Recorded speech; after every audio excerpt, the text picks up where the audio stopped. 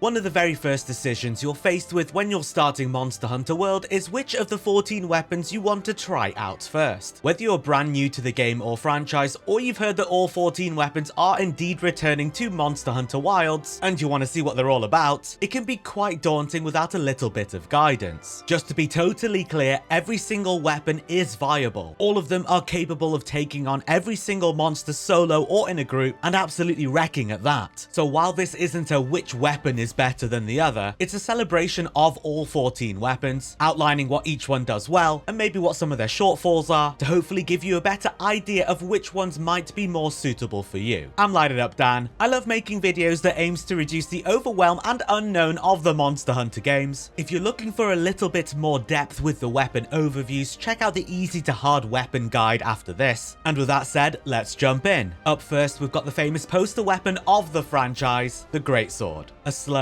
heavy-hitting, very deliberate weapon, delivering the highest single strike damage in the game. A phenomenal choice that requires you to have excellent positioning, spacing, and timing, as many of the attacks plant you in place and require you to know the monster's attack patterns, allowing you to be most effective and to strike during your windows of opportunity. The Greatsword features charging attacks, rewarding you with massive damage if you can time your attacks perfectly, particularly useful when the monster is toppled or stunned. There are a few options in the moveset that allow you to play the more charged attack style, or to do some of the pivoting maneuvering strikes and using that with your slinger burst to jump straight to the most powerful attacks at the end. I favor the second playstyle because it feels much more involved, but there's absolutely a time and place for both of them, and you don't have to strictly be one school or the other, with some great defensive capabilities as well, such as holding your sword out forwards to block, and one of the best features about the weapon is to be able to tackle through attacks, giving you hyper armor and very high damage mitigation, enabling the hunter to continue on with their charged attack combos, strategically cancelling through enemy attacks for that sweet true charge slash at the end. Oh boy,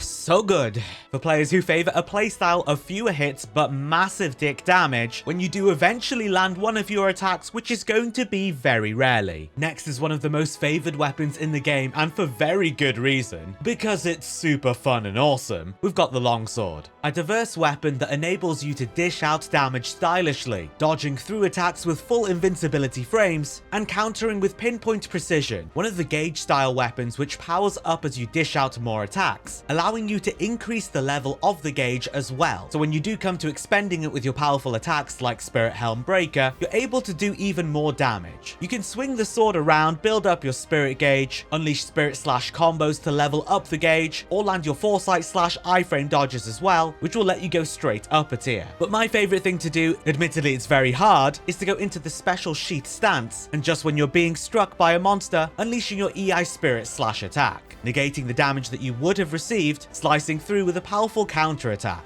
and because you perfect timed it, not using up one of your spirit gauge levels. Particularly epic when you're already at max level 3 red gauge, and you just get to keep it because you landed this awesome attack at the right time. Unleashing these perfect dodges, these perfect counters, are going to demand excellent monster knowledge. These moves are not easily landed reactively. You do need to know what's coming in advance. All in all, unleash the power of anime, tap into your Demon Slayer vibes, and enjoy trying out a super fun weapon that will make you feel like a goddamn badass. Next, we've got an absolutely phenomenal choice, which many seasoned hunters regard as the ultimate weapon in the game, myself included, the sword and shield. Great to pick up and play with, easy to understand combo inputs that can be infinitely chained, quick powerful strikes, lots of versatility, excellent mobility both in and around combos, as well as incorporating gap closing attacks, backsteps with big iframes, as well as a whole shield if you do want to block attacks, with a bit of a panic button, and access to some of the most powerful attacks in the game. The perfect rush combo that you can unleash deals so much damage, which can be very easily incorporated aggressively during enemy attacks,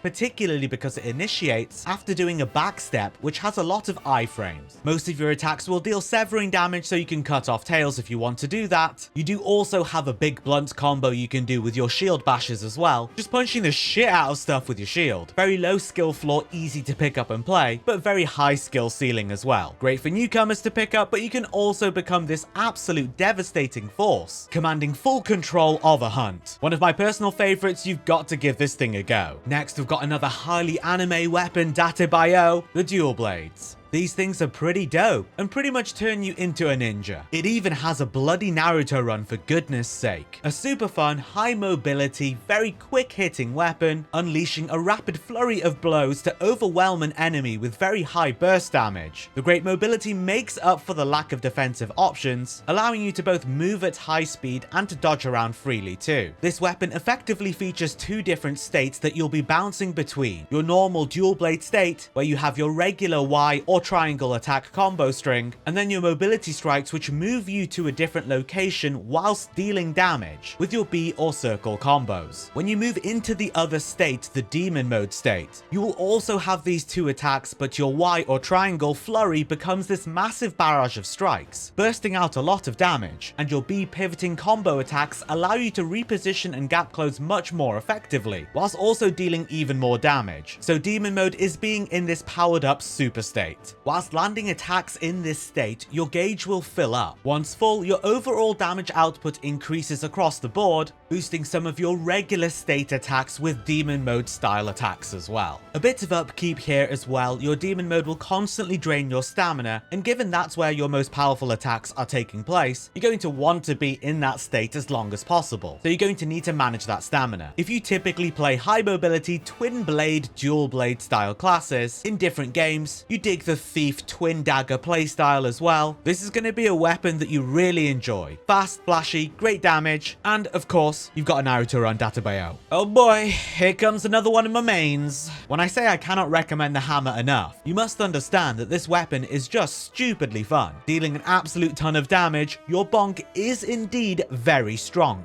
You can then firmly say that you belong to groups like the Bonk Brotherhood, or the KO Kens, or even the Dong Dynasty. As well as very high damage with quick, low commitment strikes, you're also dishing out some of the strongest stun in the game. By focusing your bonks to the monster's noggin, you'll achieve a ton of KOs, which is super useful for you and your squad to get those additional topples. Great for weak points that are particularly weak to bludgeoning damage, and of course for part breaks as well. Many of the attacks give you so much bang for your bonk in terms of relatively how low commitment and quick they are to how much damage they dish out. It's sort of like having a quick greatsword that you're just smashing over the heads of monsters, for the sake of research of course. It's mad. You're able to enter a charge state, lugging your hammer around to unleash some powerful charge attacks, and another weapon with no inherent defensive capabilities, so you're going to have to be mindful of dodging effectively. Very simple to understand input combos, great for beginners. This is a fantastic choice to pick up and play, and as with all weapons in Monster Hunter truly, a tremendous skill ceiling that you can really master and take to another level. Next up is the hammer's musical sibling, the hunting horn. It's sort of like staring down a monster with a massive set of bagpipes that you then proceed to smash over their face. And by sort of, I mean that's exactly what we're doing here, for the sake of research. A tremendous weapon that allows you to perform support functions while still being a deadly offensive force. You see, in Monster Hunter, you're not supposed to use any weapons in the background, corner healing it gets dubbed, even with a hunting horn. You're still supposed to be in the fray, in the fight, landing your strikes where you can, and the damage this thing is capable of pouring out is just out of this world. It can even outdo the hammer quite easily with dishing out KO and getting your stuns. Each hunting horn has a set of songs that are attached to it, which you're able to play by using the correct notes for the song. Once you have these melodies banked up, you can then perform them, unleashing the skill or buff attached to the song. This can be a really overwhelming and daunting weapon to pick up and play because it is quite complex. You've got a bunch of different attack inputs which behave in different ways, unleashing different attacks depending on where you are in the combo and how you're holding your left stick.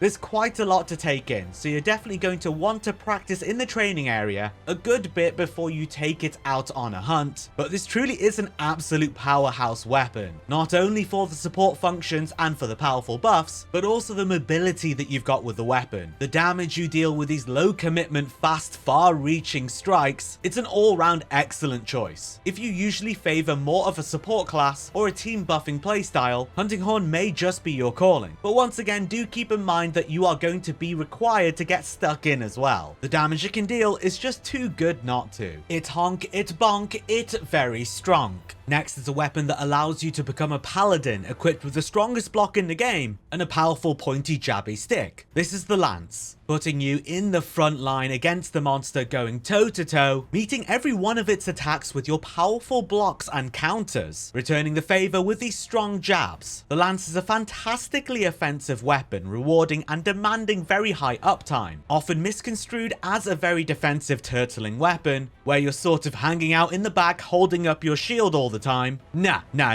You're right in the face of the monster, a very involved weapon that will require you to be on the ball for the entire hunt. One of the very few choices with actual counter mechanics. This can be a super fun option for those of you who like a parry and counter playstyle. The precision of the lateral jabs and the upward jabs allows you to target weak points very effectively, getting part break after part break, which will get you a ton of topples as well. Oh, it's just such a joy. Good inbuilt mobility and gap closers in the form of hops in between your attacks, and a charging jousting attack you can do too, which is pretty epic. Lance gives me a feeling that I'm in control of the fight much more so than other weapons do. A low skill floor that's very easy to pick up and play with, very simple to understand combo inputs, but as with all weapons in Monster Hunter, a tremendous skill ceiling. People often say it looks boring to play, but what I really recommend is that you give it a spin. You might just find that you prefer Lance as a matchup against certain monsters over other choices, completely changing up the mix of what you usually use. In the right hands, this weapon makes you a one-hunter unstoppable force. Next up, we've got the Lance's American freedom-loving twin, the Gunlance.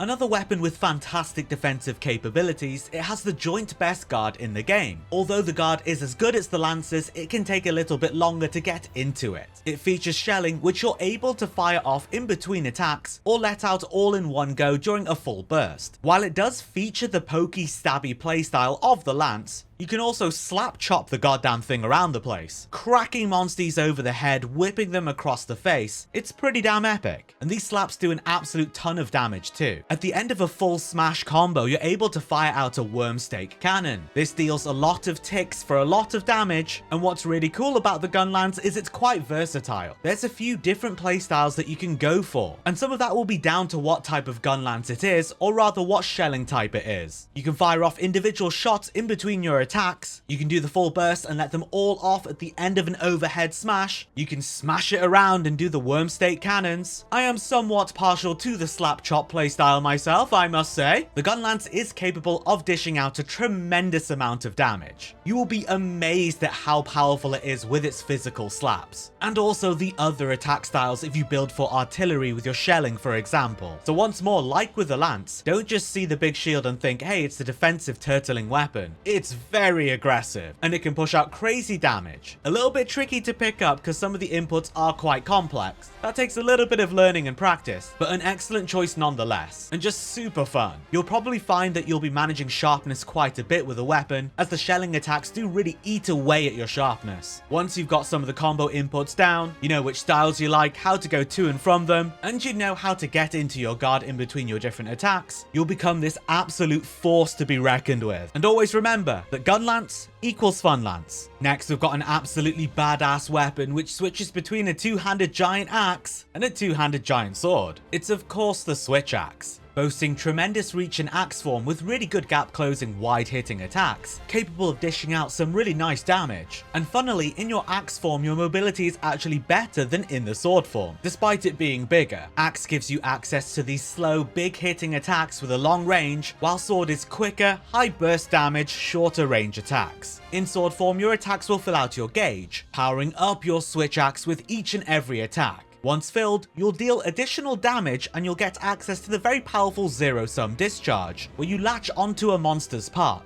constantly taking damage away before finally exploding off them. It's kind of nutty. There's a limit to how many attacks you can do in sword form, including the zero-sum discharge, both of which consume the switch gauge running through the middle of the UI. Once this is depleted, you'll be forced back into axe form until it reaches the bar so that you can go back into sword form. You can still do zero-sum discharges by clutch clawing onto the monster even in axe form, and even with the depleted switch gauge, as long as the switch axe is in the amped state. You can spam those ZSDs. Great for getting part breaks. Another very versatile weapon that is just so flashy and so cool to play. If you want to swing it around in a giant axe form for the most part, you can do that. Do you really like the feel of being in the sword form? That's cool too. Or do you just want to do back-to-back ZSDs? That's something you can do as well. Myself, I am very partial to using the morph strike attacks. These are really flashy and very powerful. And then from there, utilizing the sword form wherever I can. This thing is just so badass. There's a bit to manage here. You've got 2 separate gauges. You might want to power up the axe form with a heavy slam attack. Takes a little bit to understand your different combos, when to use which morph attacks are really good, etc. But once you get a swing of things, it's so damn fun. Next up, we've got another weapon that could have been straight out of Bloodborne as well, this time switching between a giant sword and board and another giant 2-handed axe. We're of course talking about the Charge Blade. Often referred to as the most complex melee weapon, and for pretty good reason. I think that checks out, honestly. The premise of the weapon is in its sword and board form, whilst you're attacking, you will build up charge. Once sufficiently charged up, you can store this to gain files, which can then be utilized to do various things. After storing up said files, you can charge up your shield to make your block more powerful, and your axe swings deal more damage. You can also charge up your sword to make that deal more damage too. Where the Charge Blade really shines is what you decide to do next though. Once your shield is charged up, you can store some files again and unleash a devastating attack called the Super Amped Element Discharge, the SAED. Alternatively, you can also turn it into a giant pizza cutter, transforming the weapon into Savage Axe mode, making it this spinning and shredding weapon. These are effectively the 2 different schools you can play this weapon in. There's plenty of crossover. It's not strictly SAED or Savage Axe, but you tend to be one or the other, especially with your builds. Me, I'm all about that Savage Axe. Charging up that shield, getting some files once more, transforming it into your spinning, shredding Savage Axe mode, and then just swinging up and down, ripping and tearing. It's absolutely devastating. It deals a tremendous amount of damage and you'll get really good part breaks as well. It does tear through sharpness very quickly, so you'll have to be mindful of that. On top of all of the other things that you're already managing with the Charge Blade, there is just so much to keep in mind. A lot of moving parts that do take up a lot of mental space whilst you're playing the weapon, but the trade-off is you have a very versatile, devastating offensive force, with fantastic mobility attacks allowing you to maneuver around the battlefield whilst also striking. The shield of course allows you to block as well, and whilst the damage from the axe form capabilities are fantastic, don't sleep on sword and board either, especially utilized with some advanced techniques like guard pointing. This weapon choice provides a huge skill ceiling, allowing for very dynamic gameplay that gives you excellent options in different situations. For players looking for a versatile weapon that excels in both offense and defense, that are comfortable taking on something that's going to be a bit more complex than some of the other choices. Next up, we've got the only aerial weapon in the game, and no, ledge or sliding attacks where you jump off the ground with another weapon doesn't make it an aerial weapon. I can jump on the bloody spot right now IRL. I wouldn't say I can fly. Anyway, introducing the only aerial weapon, the Insect Glaive. This thing is a beast! It's got possibly the best mobility in the game, and as implied, allowing you to fly through the air with your acrobatic attacks, pole vaulting about the place like an absolute madman. Mostly for style, but the descending thrust is really powerful. It's got a fantastic reach and bursts out a tremendous amount of damage, with its very powerful ground combos. These should be your bread and butter with the weapon. The bug it comes with is also a very big part of it. You can get it to go nibble at certain parts of the monster, giving it various color-coded extracts. These then power you up in various ways, and getting all 3 gives you an overall big damage and defensive buff. Quite a bit of micromanagement going on with the weapon, so that is something to be mindful of. Essentially, you want to get your triple buff going, and then you're good until you need to recharge it again. The incredible mobility the weapon affords you is its form of defense, with no explicit guarding or countering mechanics. Very versatile, very fast-paced, very fluid. You feel like a gymnast or a ballerina, but also like a ninja and a monk. As mentioned, do not sleep on the ground combos. That is where the majority of your damage does come from, going between the Y or triangle string over to the B or circle string with that big tornado slash at the end. You'll be dishing out the pain. Another bonus with the aerial attacks is it's very good for getting mounts. Always very useful for you and your squad to get an additional topple on the monster.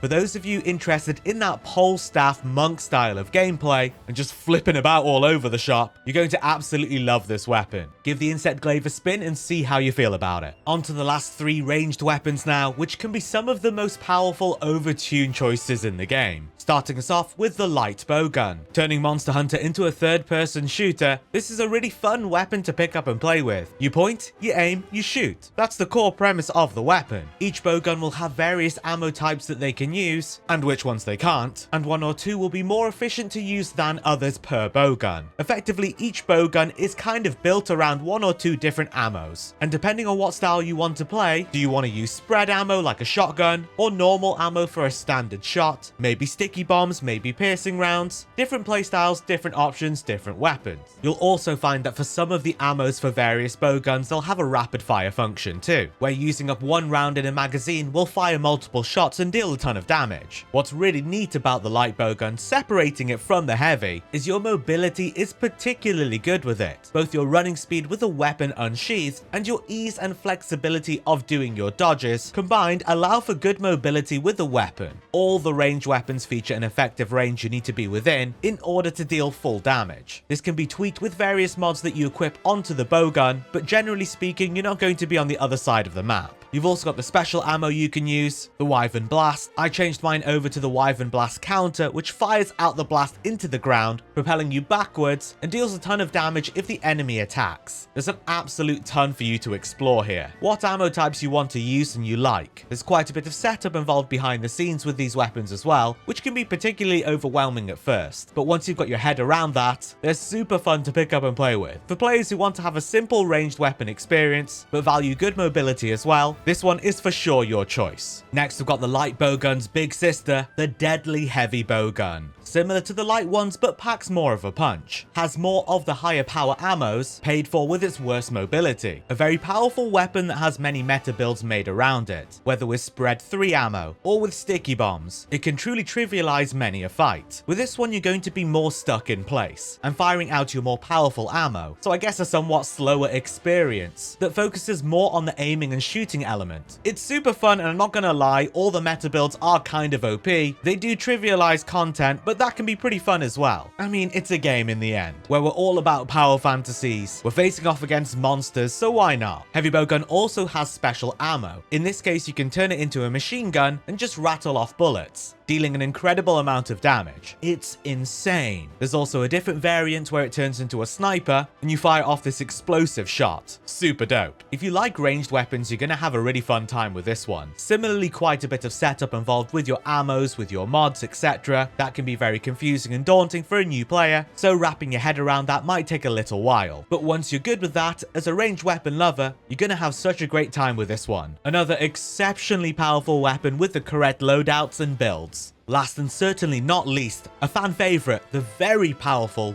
bow. Providing excellent mobility, far outclassing the previous bowguns, even whilst attacking during various pivoting attacks. It's a ranged weapon, but again, you're going to be quite up close and personal, ensuring that you're within effective range for your attacks. With the bow, you can apply various coatings, dealing additional damage when up close, all round making it more powerful, or even increasing your status elemental attack. A great pick up and play weapon with very easy to understand inputs for the most part. It does also have a few tricks up its sleeve. Alongside your regular attacks, you can also do a charging step, various power and quick shots as well, and even setting up for a dragon piercer attack, which goes through the whole length of a monster, potentially dealing some pretty good damage. The payoff for both fantastic damage and fantastic mobility is its rapid stamina depletion. You're going to be battling with stamina management all the time. It's why most bow users have a terrible dash juice addiction. Filthy bloody junkies. But a super fun weapon to pick up and play. It's quite easy to understand out of the box, however there is a lot to manage as well. Build setup is quite complex and very specific. Management of your coatings can be an absolute pain in the ass, and as with all ranged weapons you take increased damage, you are very glassy. So there are plenty of cons alongside the pros. If you like your ranged weapons a little more on the high fantasy side of things, it feels more involved. You're moving about, you're sliding around all over the place, it's very cool. That is a wrap on all 14 of the weapons. Which ones look appealing to you? Have you tried out any of them so far? Let me know in the comments, I would love to hear from you. If you enjoy the Monster Hunter guides I do on the channel, be sure to join the 20% of returning viewers and subscribe. We run open sessions together over on the Discord and the live streams on Twitch. I will leave these links for you in the description. Thanks for watching, and until next time, I'll see you in the new world.